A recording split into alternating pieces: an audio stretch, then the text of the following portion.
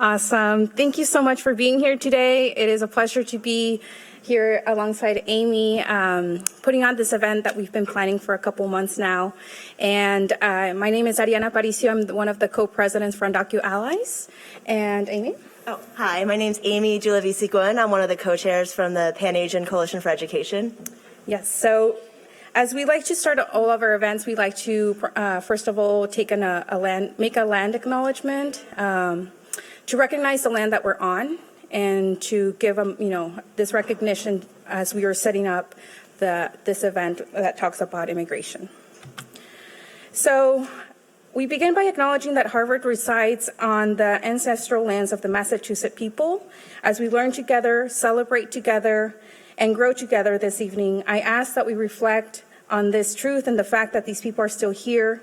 We must be mindful that land acknowledgements are only a small step towards ensuring a culture of respect, transparency, and accountability in our community. It is imperative that these words are coupled with action as a sign of demonstrating our respect for the enduring indigenous peoples of this land. So I ask you all to take some time to stop by the Harvard University Native American program, to connect with indigenous scholars across Harvard's campuses, and to also learn whose traditional territory you are in your homelands and places of work. Now, I'll take it over to Amy. Great. I just want to thank everyone again for coming out, and especially the Harvard organizations that made this possible, including PACE, UndocuAllies, the Office of Student Affairs, Up First, the Asian American Pacific Islander Caucus at the Kennedy School, and the Asian Pacific American Law Students Association at the law school. It means a lot that folks felt moved to join this conversation. When we discuss contemporary immigration policy, mainstream discourse does not always include the perspectives of undocumented families in the Asian and Pacific Islander community. According to 2015 data from the U.S. Immigration and Naturalization Services, Asians are the fastest growing demographic of undocumented immigrants. However, these 21st century data points are only a small part of this nation's centuries-old legacy of discriminatory immigration policies that impact many communities of color, including those of Asian descent. The Nationality Act of 1790 declared that naturalized citizenship was an option exclusively for free white people living in the U.S. for at least 2 years. This prerequisite of whiteness for U.S. citizenship and full protection under the law continued well into the 1800s, where major industries benefited from the exploitation of Asian migrants as cheap labor. It continued as the U.S. government prohibited Chinese wives, mothers, and children from entering the U.S., while criminalizing marriages between white women and Chinese men. Into the mid-20th century, the U.S. enforced quotas on arrivals from China, the Philippines, India, and many other Asian countries, before establishing a preference-based system with the 1965 Hart-Celler Act. The criteria for preferred immigrants favored members of a highly educated professional class, and it coincided with the civil rights era, stoking divisions between anti-war and civil rights activists versus well-to-do good immigrants who played by the rules. We labeled today's gathering as a discussion of selectivity and belonging in order to unpack what makes a human being entitled to live freely in their home. We hope to challenge the oversimplified narratives of what it means to be Asian and what it means to be undocumented. Holding both these constructed identities, we want to acknowledge the power of solidarity among all communities connected to the stories shared throughout this immigration series. It's my honor to introduce Jin Park, Harvard College graduate, the first DACA recipient to receive a Rhodes Scholarship. Jin Park hails from South Korea and grew up in Queens, New York. After his own experience navigating college admissions, Jin founded the nonprofit Higher Dreams, which aims to help undocumented students applying to college. He graduated from Harvard College in 2018 with a concentration in molecular and cellular biology, along with a minor in ethnicity and migration. Jin plans to attend the University of Oxford as a Rhodes Scholar pursuing a doctorate in political theory.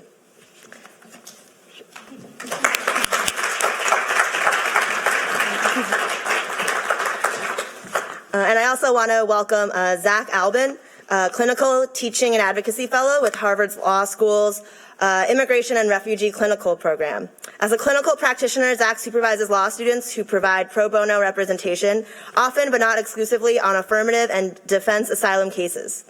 Prior to joining the Harvard Immigration and Refugee Clinical Program, Zach was an associate attorney at a New York immigration firm where he assisted clients with a variety of matters, including petitions of appeals, removal defense, immigrant and non-immigrant visa petitions, and applications for other immigration benefits.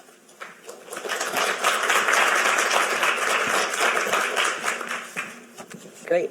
And our moderator, Derek Pagan. Derek is a HGSE master's student currently pursuing a Master's of Education in Higher Education. Driven to activism and undocumented allyship by the belief that the systematic dehumanization of people in America at the hands of the United States government is an injustice that, just like roaches, refuses to go away and must be actively addressed in a strategic fashion. And his Twitter handle is @YoSoyDerek. Okay.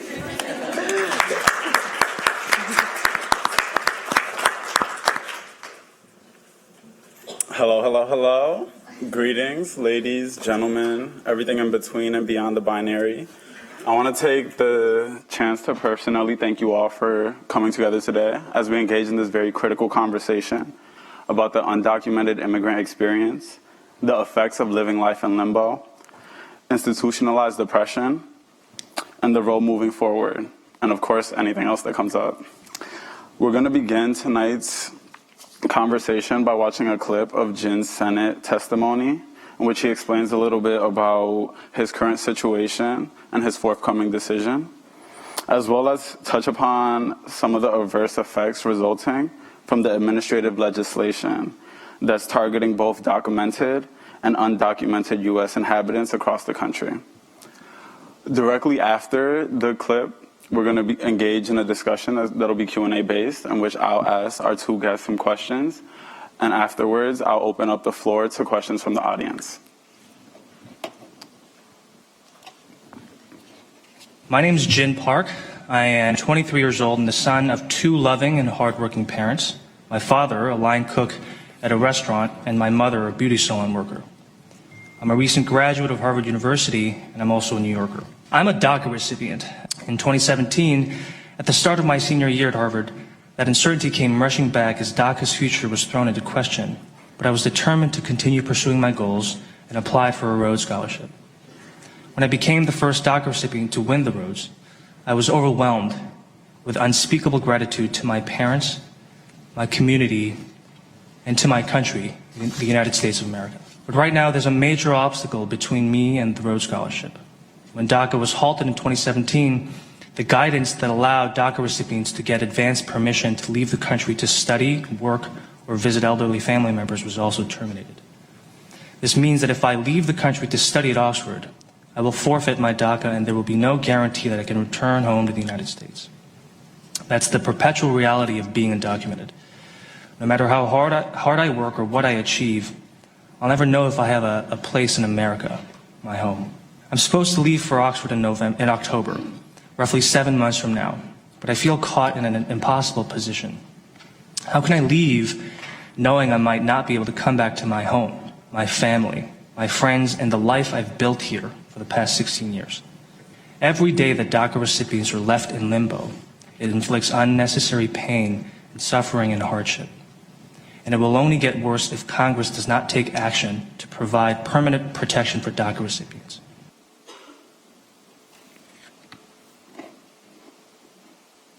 It never gets not awkward listening to your thank you. All right, so Jen. Yes. One of the most striking, quotes from that clip was when you, for me in my opinion, is when you said, "That's the perpetual reality of being undocumented. No matter how hard I work or what I achieve, I'll never know if I have a place in America, my home." What that quote really evokes for me is the notion and the acknowledgement that one's capacity to belong and be granted, human protections by the U.S. is contingent upon arbitrary metrics of social contributions, of which, educational attainment apparently might not be one. Can you speak more to your feelings about your situation and how the uncertain nature of everything has impacted your Right. your route moving forward? Yeah, no, So I'd like to thank everybody for being here. Amy, Ariana, and Derek, thanks for working so hard. So it's weird, right? So I think December, before I got the Rhodes, I was just like a normal ass student in college. I was a DACA recipient, and I'm still a normal person, but like, I think the kind of, before I applied for the Rhodes, I knew that like, if I got it, and if I became a DACA Rhodes Scholar, that it would, like people would care about it. Mm-hmm. Yeah, but I didn't expect the response to be so overwhelming. And I think a lot of it, which is what you're saying, right? It speaks to I think a bunch of things, right? There are a lot of levels to it. I think the first is that like America has a particular fascination with these stories where immigrants come out of nowhere and then achieve something, right? Like, so a couple weeks ago, Nick Kristof, who was also, by the way, a Rhodes Scholar, he profiled this student who was living in a homeless center and like won a chess championship, right? I don't know his name, I should, but right, and then the impending kind of attention and humanitarian kind of aid that came to this family's way, I think, is another example, right, that of the fact that in America we really uplift stories of immigrants that make it, because right, I think what I've learned also throughout my life here is that there's that phrase, right, America is a society of people who have made it and those who are about to make it, and I think a lot of that is just in our political culture, right?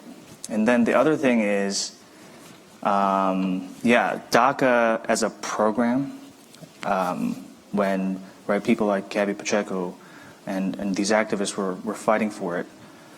And I think when as a movement we wanted protections for young immigrants, there were, this is not just any one person, right? We made arguments to kind of bolster support for this kind of program by saying, we make arguments like they're here through no fault of their own. They are contributing members of society that we should protect. And I think by making those arguments, from my observation, right, it kind of set up a contrast to the rest of the people that are here who supposedly don't contribute, right, as if they don't contribute. So like there are a bunch of levels, but I think those are just a couple things. Yeah, I guess we'll get into other stuff later. Yeah. Thank you for that. And along that notion about, it's not just about you. It's not just about, the documented. It's about every undocumented, immigrant living in this country. I was wondering what implications you think your case will have on DACA recipients interested in applying for other fellowships and scholarship opportunities. Yeah. So think Marshall, Fulbright, Truman, Peace Corps. Right. Yeah. No, I think, I don't really think of myself as like a model for anything. So I was just hoping for the Rhodes Scholarship, So this is a scholarship that makes an argument that like it wants to bring together people who want to fight the world's fight, who want to stand up for the world.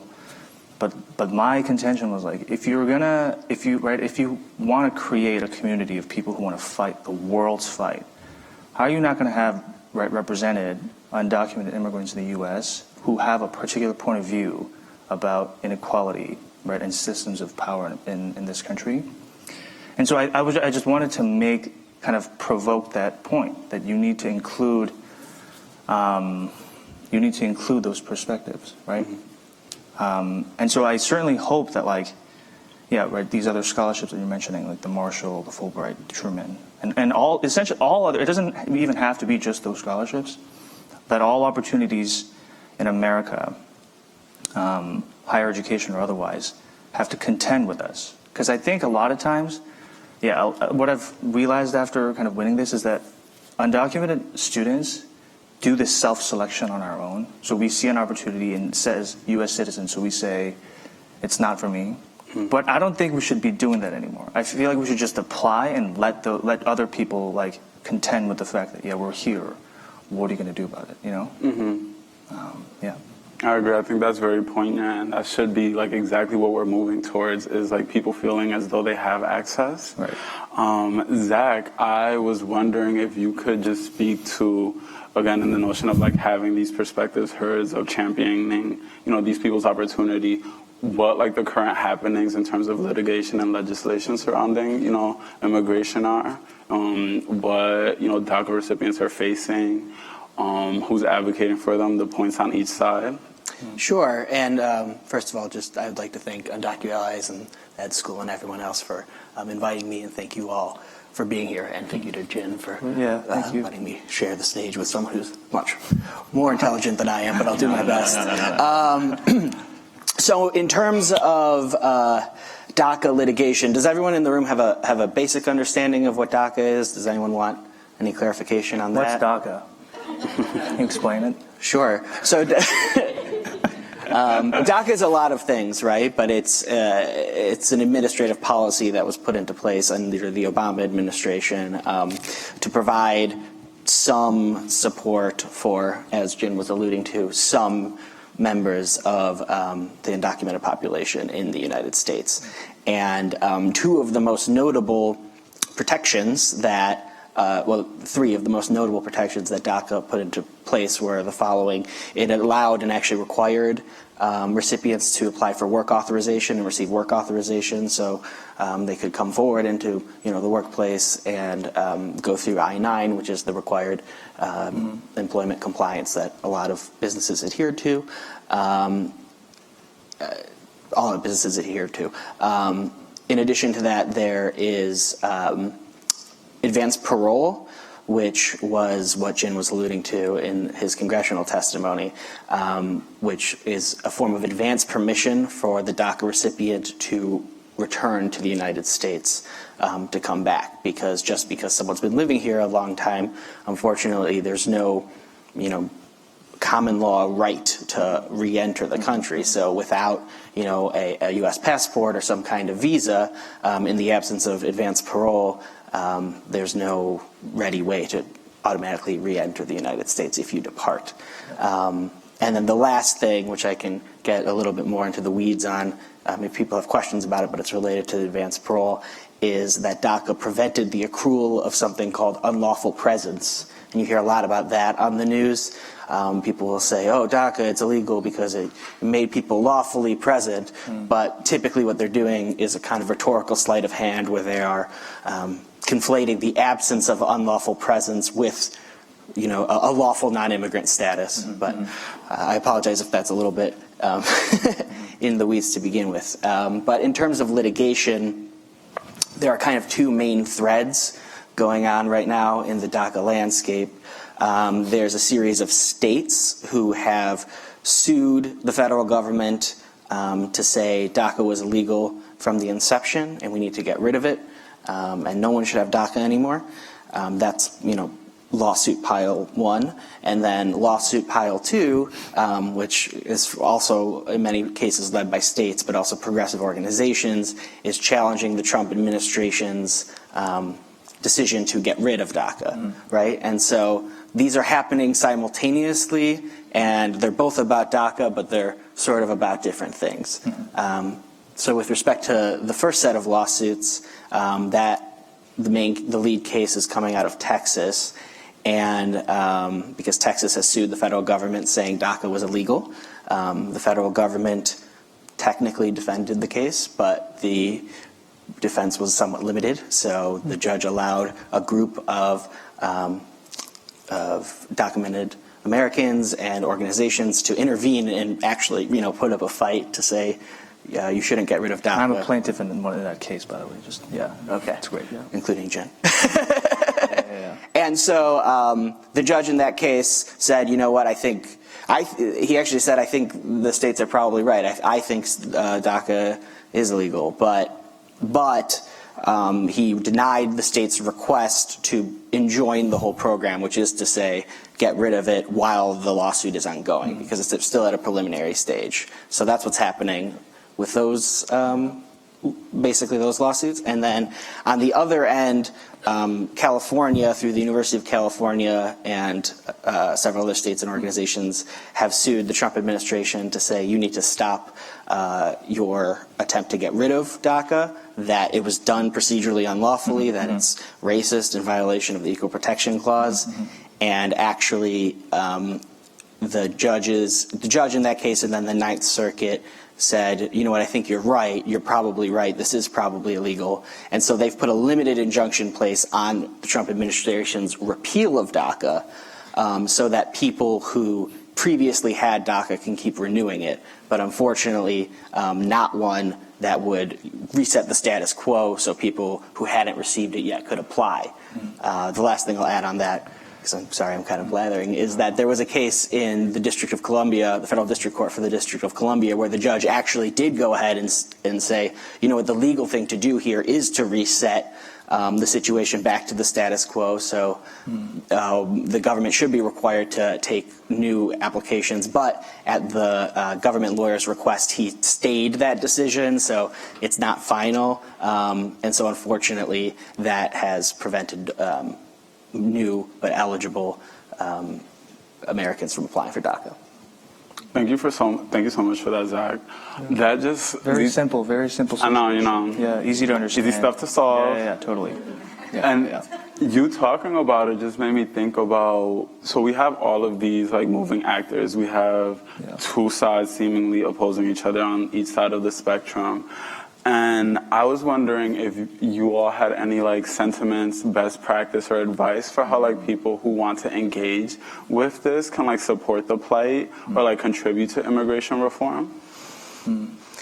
Yeah, I mean, I think this is a good start. One thing we talk about in the office is just kind of the limits of what a law can do, and how important it is for lawyers to engage with social movements and for those kind of groups and people to be advocating, in whatever space, in the space of a school, in the space of a church or another faith-based organization, because it really does set the tone for society as a whole. Law doesn't happen in a vacuum.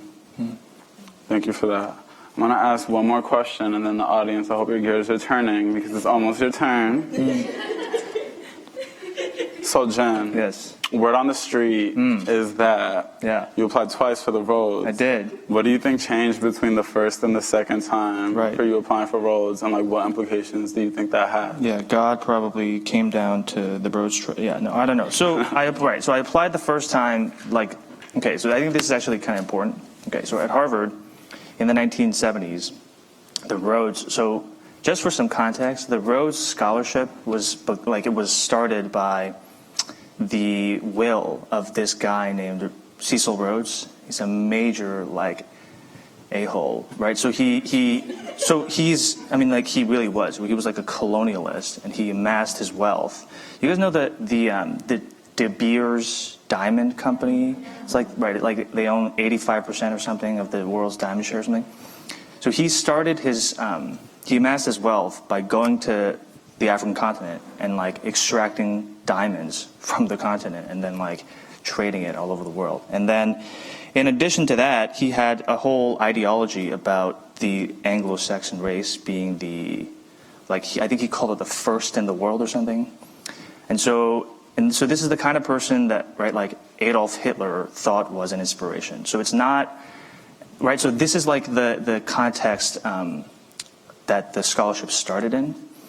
And so I think over the years, to their credit, the Rhodes Trust has really been critical in thinking about how do you deal with that? How do you deal with that legacy? And there are parallels happening all over the world today, right? So you have universities, for example. I mean, some of these buildings at Harvard were built by slaves. And so, universities and institutions that are really old are contending with all of those things. And so, from that backdrop, in the 70s, so the Rhodes Trust didn't allow, or the scholarship didn't allow women to apply, obviously. And so in the 1970s, Harvard endorsed qualified women. I mean, there were always qualified women, but in the 70s, Harvard did these endorsements to kind of, yeah, like ask the question, provoke a response.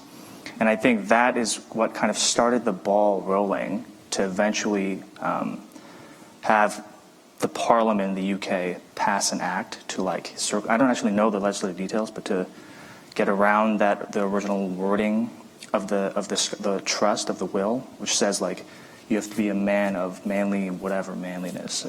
Like that's literally what it says. And so, yeah, and so I think Greg Lasserre is an amazing guy. He's the director of URAF, Undergraduate Research and Fellowships. It's like the fellowships office here. I told him that I wanted to apply and that I was undocumented to like do these things, or to like provoke a response, to see what they would say. And he said, yeah, I mean, like there is a clear like legacy here at Harvard, and he had that institutional memory, and so yeah, and so that's why we kind of did it. But I think, yeah, I think it's important to like remember that like the lesson that I took away is wherever we are in society, right? Like I think we can, in the absence of when the law seems impossible to kind of bring along to where our attitudes are. Within our individual spheres of influence, we can kind of push the envelope and like ask difficult questions, provoke the conversation. Yeah. Thank you for that. And on that notion of, scaling the insurmountable, I think that's a good place to open up the floor to any questions. We have this nifty little box that I don't know if it has a name, but I'm dubbing it the question cube. We're going to pass that around, and you can ask whatever questions you want.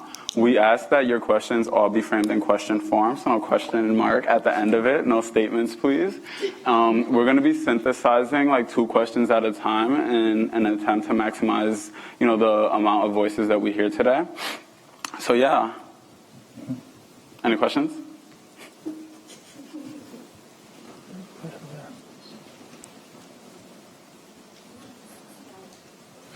I'm going to throw it? Yeah. Nice. So I can talk into it? Oh, wow. Whoa. It is an incredible bit. It's amazing. Yeah. Somebody should patent this. I'm sure they have. So this is so interesting.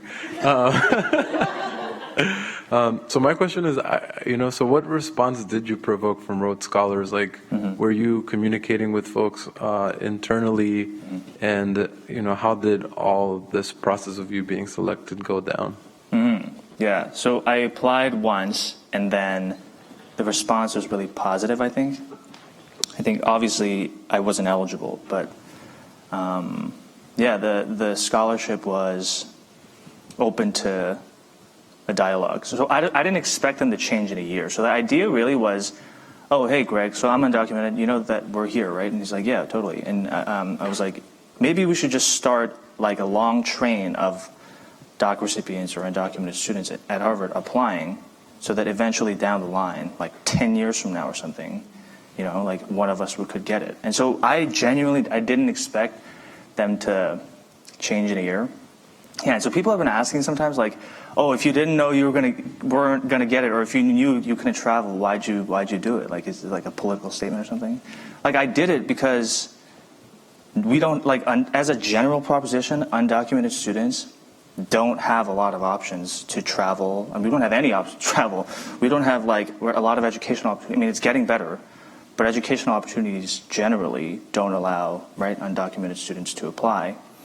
And so, like, I don't know. A part of it was just it was really frustrating, and I think I didn't want to rule myself out because everybody else has already done that for us. And so I think among Rhodes scholars that are older, the response, I mean, who knows? The people that I've heard from are like Nick Kristof and like whatever, Bill Clinton, like they're not like, you know what I mean? They're not like Trump supporters, but I mean, not that that's a bad thing, but like, yeah, but who knows, right? There presumably are Trump supporter Rhodes scholars that are like, oh, I have to share it with an illegal now or something. But yeah, but generally it's the response has been positive. Yeah. Amazing. I'm really excited to be talking into this. So a lot of us are educators and are going to go back into either K-12 schools or enter or go back to like higher ed institutions. What would you say to us?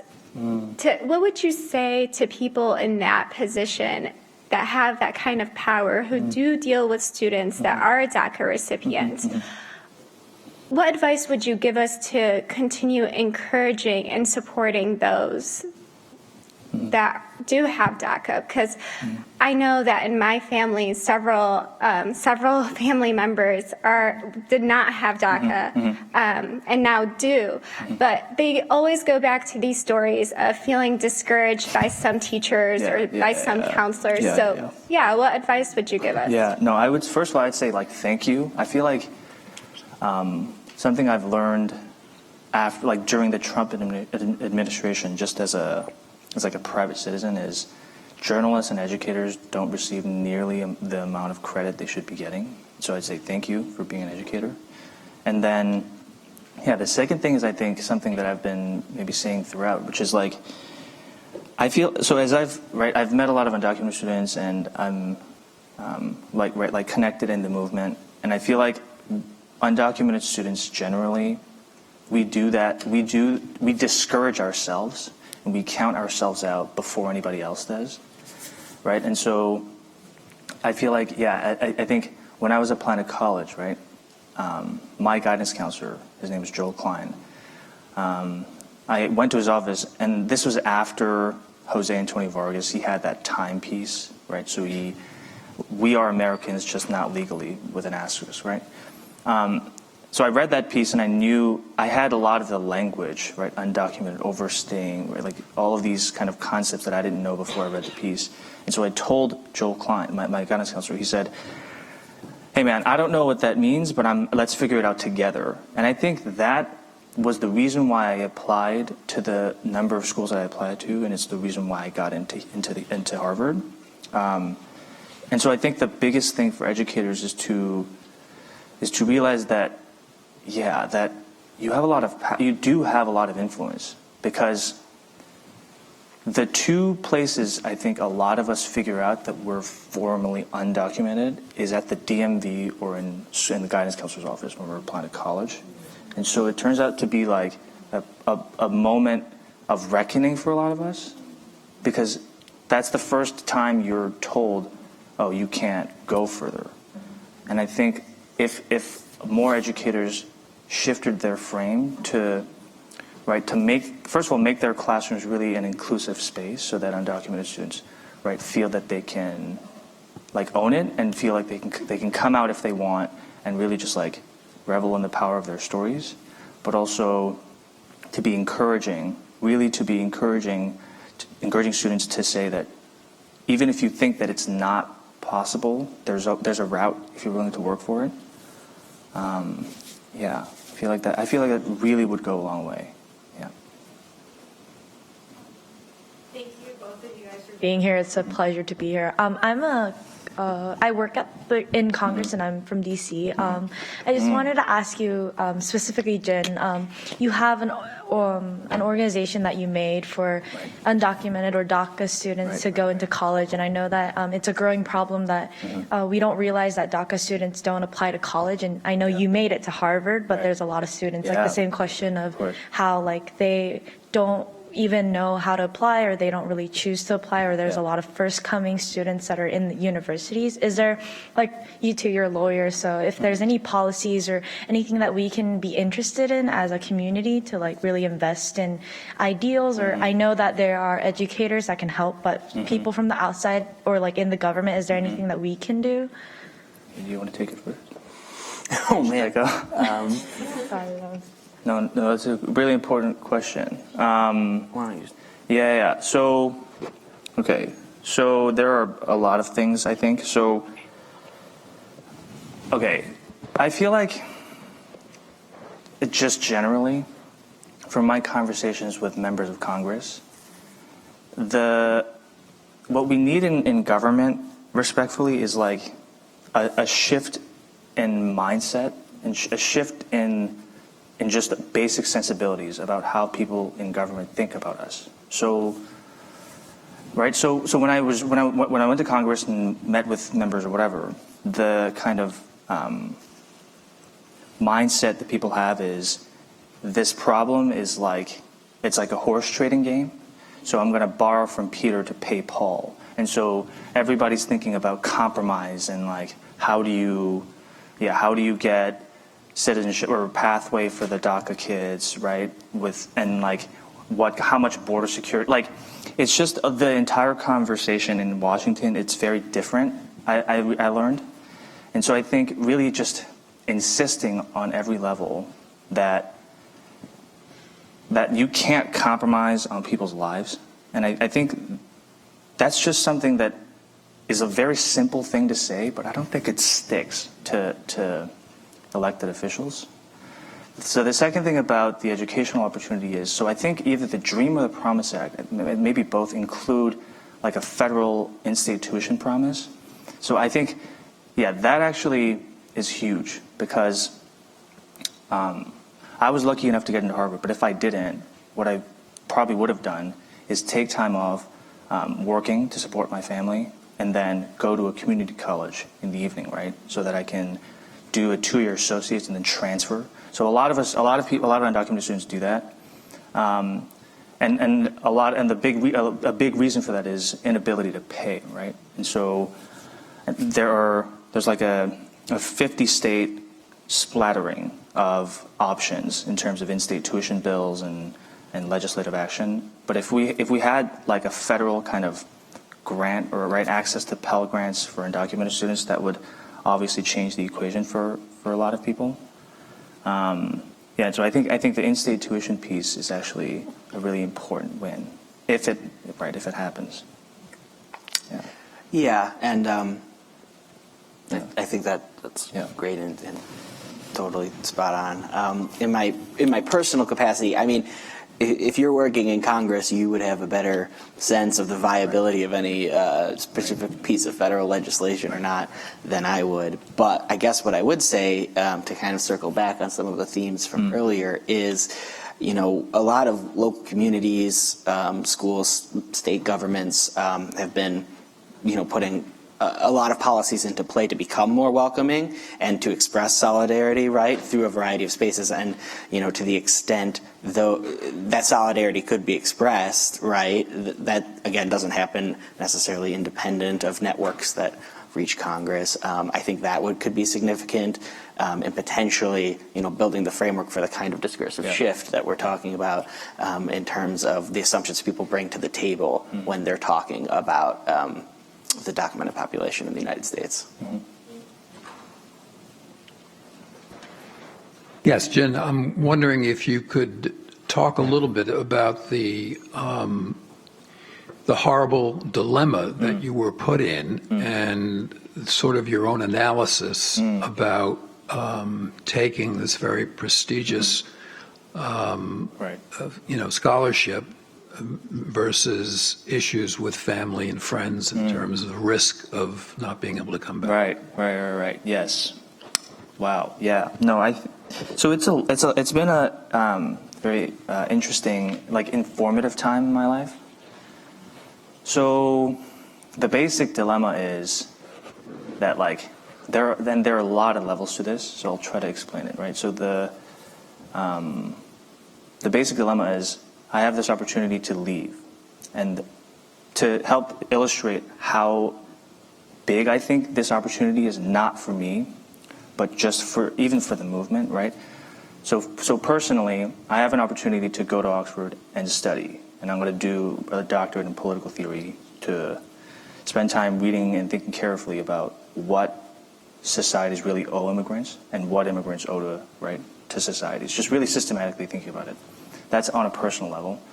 But if you think about it, another big benefit, I think, is, okay, so undocumented immigrants in America, we experience our immigration status totally differently based on a lot of these different aspects of identity, right? Gender, sexual orientation, race. But something that unites all of us is the fact that we all live a bordered identity, So we can't leave the U.S., and so we're kind of stuck within the United States and, right, living this undocumented status as a social condition. But I have this immense opportunity to leave the U.S. as a dreamer, as an undocumented person, and just travel. So Rhodes Scholars, apparently, I didn't know this when I applied, right? When they get the thing, they get to travel all over the world, and nobody asks why are you doing that, because what do you mean? That's like just what I do. Like, so for example, George Stephanopoulos, you guys know who he is. He's an anchor. He used to be the press secretary for Bill Clinton. He called the Rhodes like an establishment into the European, like, whatever, or a ticket into the European establishment, because it's so kind of natural for Rhodes Scholars to travel. And so I've been thinking about what that means, right? So we're undocumented immigrants. We're stuck. We live a border identity, but I have an opportunity to leave and think, right, and experience how other countries think about migration and human mobility, right? Like, just how immense of an opportunity that is for us. Because I obviously have a particular point of view about borders and about what it means for somebody to move. And so going there and coming back with these insights that I can share with all of us, I think is an insane opportunity. And so because of that, that's the dilemma is like, what do I do, right? And the other aspect of this is, how do I, if I want to leave, but how do I do that without buying into all of the themes that we're talking about, right? Of these relief categories, and you can, right, obviously speak to this better than I can. There are these relief categories that come with an underlying assumption of what immigrants should be, right? So, for example, the H-1B, it's a visa that you apply for. It's a non-immigrant visa that you get if you're highly specialized, if you have a highly specialized skill that an American can't fill or something. Maybe you can get, but you know what I mean. So there are these opportunities to like adjust status that are very troubling, right? In some sense, just generally, right? Speaking very broadly, because we're asking immigrants to be a certain kind of thing before we ask them, oh, is this your home? And then, oh, are you a person that deserves respect and rights and dignity? And so, you know what I mean? So there are like a bunch of levels, but that's some aspect of the dilemma for me. Yeah. Sorry, that was very long. Hi there. Thank you so much, Jin, for sharing your truth with us. This question builds on the last one, so I'm interested in organizing like support for you when and if you decide to come back. So could you speak to that a little about what your thinking has been around that and how we could organize support here and pressure Harvard, right. A whole power strategy to support you when you want to come back? No, thank you so much. I think, so I don't know yet, right? So I've been thankful after I got the Rhodes to have a lot of support from lawyers and just a lot of people in general, right? But I don't yet know what the strategy is. And this speaks to, can I ask you a question? Sure. It speaks to how difficult or how broken the system is. If I went to you and said, oh, I'm an immigrant, I want to get a green card, and I told you, is there any visa that whose only question is this your home? Do you belong here? There is not such a visa or green card. Yeah, so I've been talking to a bunch of these lawyers, and I've asked them like, oh, I need a green card. And they would ask me, oh, are you like a CEO? Did you win an Olympic medal? Or do you have family here? Yeah. Or are you married? Yeah. Right. Yeah. No, that's never going to happen to me right. But so, do you know what I mean? So it's so difficult to it's difficult because I'm trying to reckon with the fact that it doesn't really matter from the point of view of the immigration system if this is your home. Because it's not organized like that. It's not organized to ask immigrants that question. It's organized to ask a bunch of other things that sometimes overlap with whether or not this is your home. But Well, you know what I mean? So my just confusion is like, to the people who, right, like the 1965 Hart and Celler Act did a lot of reorganization in the immigration system, right? Some very good things, but another aspect is, like, why did we do that? You know what I mean? And so it's a long-winded answer to your question, which is, I don't know yet. I have no clue, right? Yes. We'll talk offline. Please, great, thank you. Sorry. No, that's why I'm here. Okay. While the box goes around, I do want to acknowledge the fact that I did lie and say that we be taking questions at 2 at a time, but obviously that's not what the room wants. Yeah. And unlike, legislators, I listen to what the people want. That's right. That's right. Yeah. So proceed. Amazing. So thank you so much for being here. I had a question for both of you about how we can support the family members of DACA recipients, because I'm thinking about, obviously you're very vocal about being a DACA recipient, but family members may not have that status. What risks does that pose, and how can we help and support them as well? Should I start? Sure. Yeah, okay, so this goes along with another question I think a lot about, which is, as a movement, how do we win, right? Which in some ways, that the biggest victory is if we secure citizenship for all of us, all 11.5 million.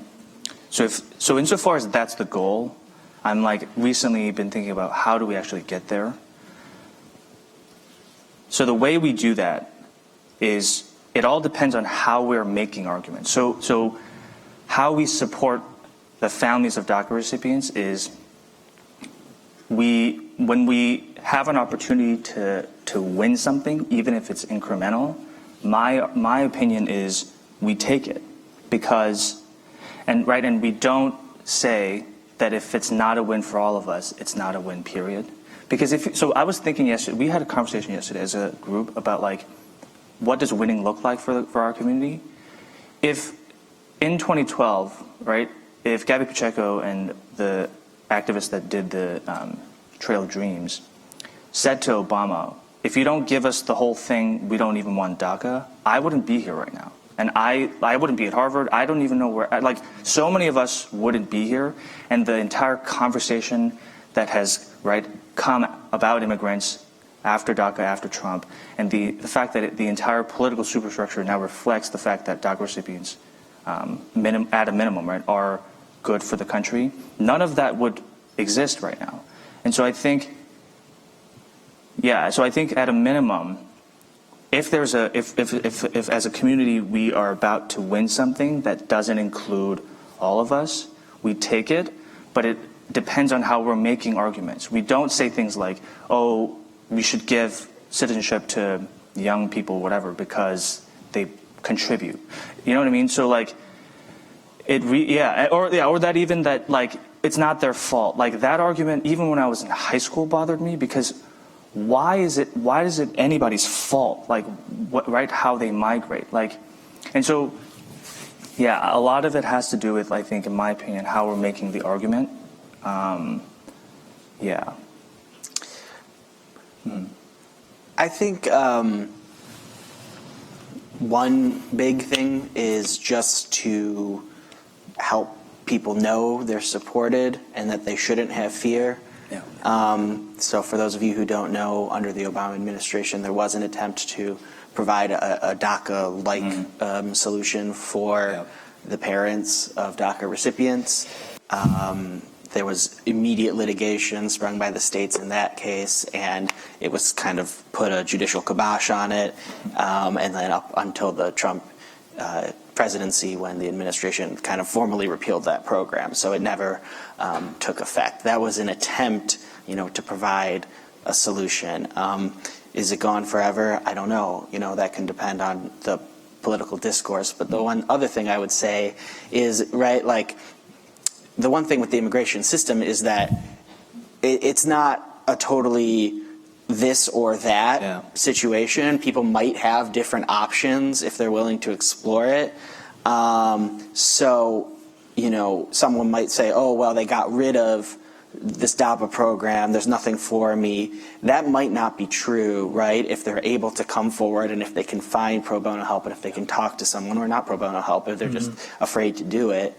And so letting people know, that they shouldn't feel terrorized, that there are, lawyers and other community groups that are working to help people find solutions. I think, that may help some DACA parents as well.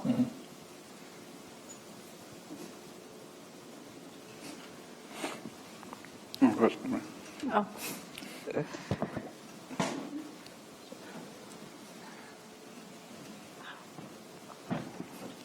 I don't want to throw it.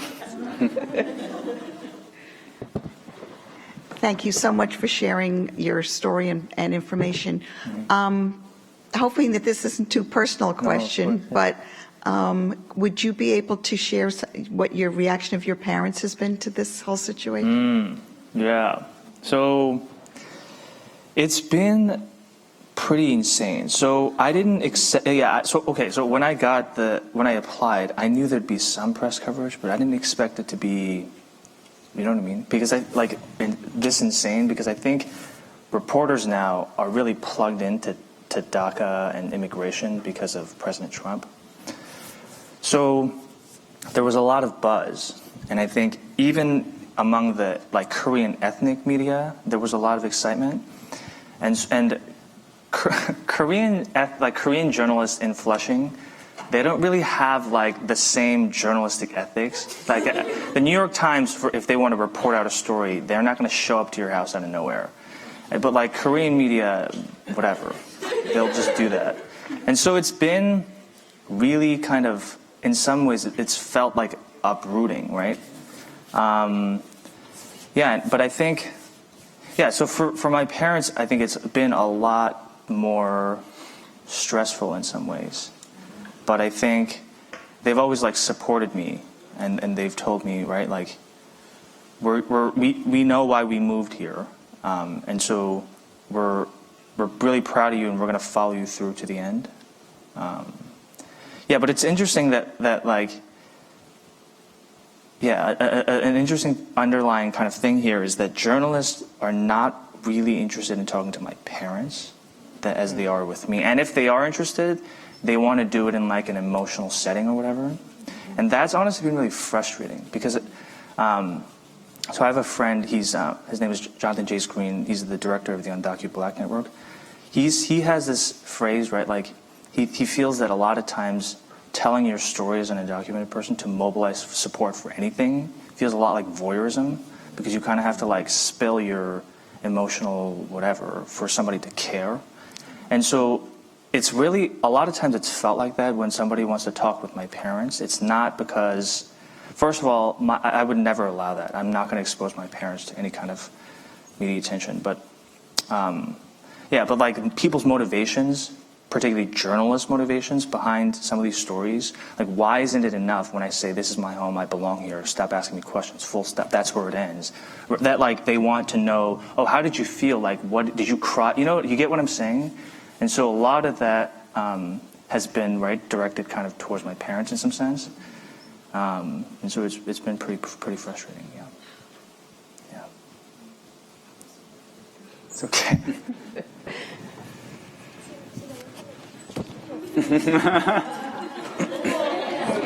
Good job. Hi, thank you all for being here. My question is related maybe to your research. How does maybe your identity or other parts of yourself kind of help you with your research or informs your research? Yeah. So so we were talking about this yesterday too. So being a Korean and Korean American being undocumented is sometimes really strange. So in high school, when I first read Jose's thing and I started thinking about if I wanted to do activism and be public, right?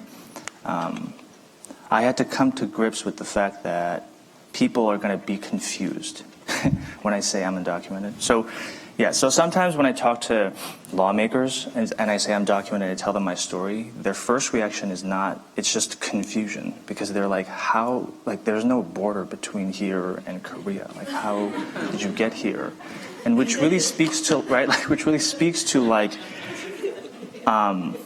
the fact that the discourse around immigration, particularly with President Trump, but also, right, predating President Trump, but through Fox News and a lot of these narratives, has criminalized immigration and has linked it so closely to the border that it's made it hard for us to have a holistic conversation about, as a society, what does immigration mean? What does it do for us? Well, like, you see what I mean? Even right now, I'm talking to you about it as like something that we need to control, or something that's an issue, not just a phenomenon that we should look at and not be afraid of. So as a Korean, it's been, and also Koreans are sometimes really judgmental, low-key, for no reason. So like, it's been, and so in the Korean community, being like, immigration status is not something that's talked about a lot, which is always confusing to me because, so I'll give you an example. I was involved in Act on a Dream freshman year. Act on a Dream is the student group at the college for immigrant rights, right? And so I wanted to hold an event with, like, I'm not going to say the group, with an Asian American group. And the response was, oh, we don't think it's topical or something. And which always confused me, because how do you think you're here? Like, if you're an Asian American, how do you know what I mean? And I feel like a lot of Koreans, and maybe if I can even say maybe a lot of East Asians in general, lean away from immigration because, for a multitude of reasons. But I think it's important to note that, like, when the East Asian financial crisis hit and there was a recession in Korea, my parents didn't move to Korea, or my parents didn't move to America just randomly. So migration flows, right, migration patterns are established through a lot of reasons, some of them including, right, American imperialistic pursuits and, right, a lot of these forces that we need to pay attention to. And so I feel like, it's often been pretty frustrating because it's not an issue that, like, mobilizes Asian Americans, I think, as much as I think it should. But those are just some aspects. Yeah. So I have this cube. Hi, I'm Linda, and I'm filled with a lot of feelings, but maybe not one question. So I first wanted to say congratulations. Thank you. Because I'm just filled with so much happiness for you. Thank you. I grew up in Queens, Bayside, yes. Chinese American. That's right, yes. We were actually one of the first Chinese families in Queens, which is kind of hard to believe for those of you who know what Queens is like. And was also first gen in my family to go to college and low income. And there weren't categories like that then, like they are now. So I just, it's hard for me to imagine how difficult it must have been to apply to college and get here. So my hat's off to you. Thank you. It's really, really so incredible and so well deserved. Thank you so much. So my question is, can you tell us where the molecular biology fits in? Yep. Because you don't see it anywhere. Yeah. No, right. Yeah. Because it's not connected. Well, Totally. That's just the question. No, great. Thanks. So thanks for asking that. So when I came to college, I knew that I wanted to be a doctor. So I'm still going to med school. So I got into med school, and I'm going to be a doctor eventually. And I think when I came in, I just wanted to avoid any kind of. I wanted to avoid politics. I wanted to avoid my identity. I wanted to avoid all those things. Yeah, because like a T cell is not going to try to deport you. You know what I mean? And so learning about just like fundamental mechanisms of biology really comforted me in some sense. But I think throughout college, as I started going through it, I realized that I can't. It's impossible to embody this identity and not really study things out. Not really like, right, shunt myself out of those things. And so studying basic biology in college helped me. I think it's going to help me become a better doctor. And so the goal was and always has been to become a physician, probably in acute care settings, trauma surgery or emergency medicine, and go back to Queens and take care of immigrant patients. Because, yeah, my parents never had health care, they still don't. And so at a minimum, I could be a doctor to them. But I think I know what the barriers are. There's still too many barriers to getting access to health care for undocumented folks. And so that's eventually the goal, to be a physician. Like my full-time job, I expect is not to be like a Jose Antonio Vargas, but to be a doctor, you know? Yeah. Of course. Great. So we have time for one last burning question. So I have this question. Two questions. Two questions. Back to the original format. Two questions. So my question was just that I know everyone has their heroes, you know, like LeBron or Rihanna. But I heard, again, rumors on the street that one of your biggest heroes is American political philosopher John Rawls. So I guess I wanted to just, hear about what really inspires you about him. I noticed you mentioned him in a few pieces. And then we had a second final question. So I'll be really, really, I don't want to be like didactic right now, but it's might sound like, so in the middle of college, I discovered this dude named John Rawls.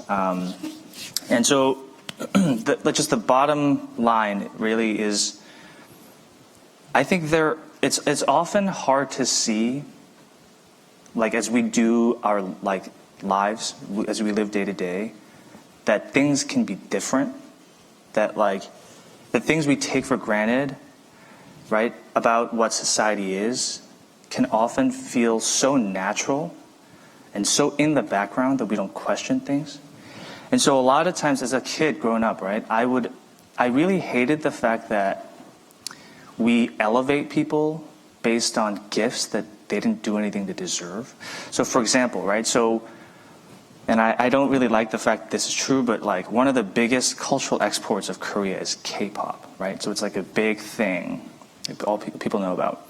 And I was always uncomfortable with the fact that there's like this entire cultural empire based on like 20-something-year-olds spraying water over themselves and just dancing with whatever. I mean, not to simplify it, but I just hated how a lot of times we elevate people and we allow people to amass wealth based on just gifts that they didn't do anything to earn. And so this guy, John Rawls, just addresses that head on. Like, how do you organize society so that everybody can, so that people have basic self-respect? So he really helped me address some of my deepest kind of core insecurities about what our society is today. And so he also has a lot of things to say, but I think that at the bottom is and his archives are actually here at the Pusey Archives. His papers. So you can check them out if you're interested. Yeah. RAWLS. If you're in philosophy, it's like he's like the LeBron of philosophy. Like if you're in that like academic space, it's impossible to not know who he is. But a lot of people don't know him. So I'm just trying to change that. He passed away 2002. Oh, hi. Yes. As I'm sitting here with this box, I feel suddenly really responsible for saying something intelligent. Actually, I'm an outsider here because I'm a Korean Canadian, and I'm attending Harvard this year in the Advanced Leadership Initiative. So I came today because, first of all, as a Canadian, DACA is not something that is familiar to us. So I came to learn, but as I'm listening to the conversation here, waves of emotions are going through me. And this whole notion of immigration is really, it just hit me. Like, so who is not an immigrant? And how do we define immigrant and who fits and who doesn't? And just hearing you comment, Jin, about saying, well, other Asians say, well, immigration is not really topical. But if we immigrants don't support other immigrants, then what does that say about us as people or as a human being? So, so is there anything, like we have a lawyer specializing in these matters. Is there any way that we could, there could be a movement or something? Surely there's got to be something that can be done, because really the law should represent the people, right? So I just wanted to share my little bit of my learning from being here tonight, and just wanted to comment on that and see if you could offer any thoughts about what we immigrants can do. I'm gonna let you take that first. Easy question. No. Well, I personally, I think a big part of what we've talked about today and the tensions we've discussed in the assumptions the immigration system builds in, right? Here in the United States, prove you fit within this box, right? And then that will determine the immigration outcome. I think, as a lawyer, you have to understand and master those categories, because that's the system that we're helping people with, right? But people are not, their immigration cases. No one, even someone who's got an extraordinary ability visa, is not an O1, visa petition. They're a whole human being, right? And escalating that comprehensive, story of the person, what is their whole life, right? Elevating the entire shape of the life and the lie and the community, right? Not just an individual person, but the way the person's life interacts and empowers who's around them. I think that's really what's critical in changing the conversation, right? And I think, there are a lot of different great organizations who are doing that kind of work in a variety of different capacities, right? So like with our clinic, we team with cities like the city of Somerville and City Life, which is a community empowerment group in East Boston, and we offer Know Your Rights clinics for people to come in and not be afraid to talk about their immigration status. And I say that not to say that's the solution, right? But it's an example where we're trying to bring our skills to help people in the space in which we're effective. But I think there's a role for all kinds of different organizations to do something similar, just depending on what your expertise is, right? It's just reflecting the fact that, undocumented Americans are Americans. They're here. They're engaging with all of these institutions we talk about. That's right. And so to make that, known, and as you were saying, to make that kind of unavoidable for people to deal with, I think is an incredibly powerful thing.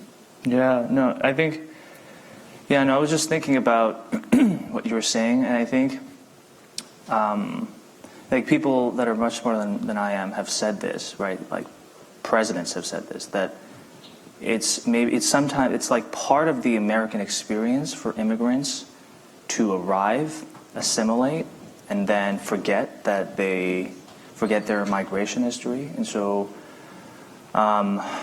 in some ways, maybe it's like an intrinsic part of human mobility. There's like a stage where you forget that you were at once mobile.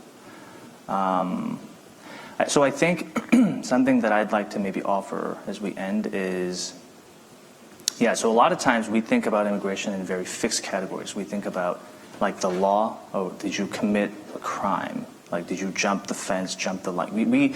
People always keep saying undocumented immigrants jump things. We're really good at jumping things, right? So we either jump stuff or we like commit crimes, bring drugs, whatever. And so I think we should maybe think about immigration a little bit more systematically.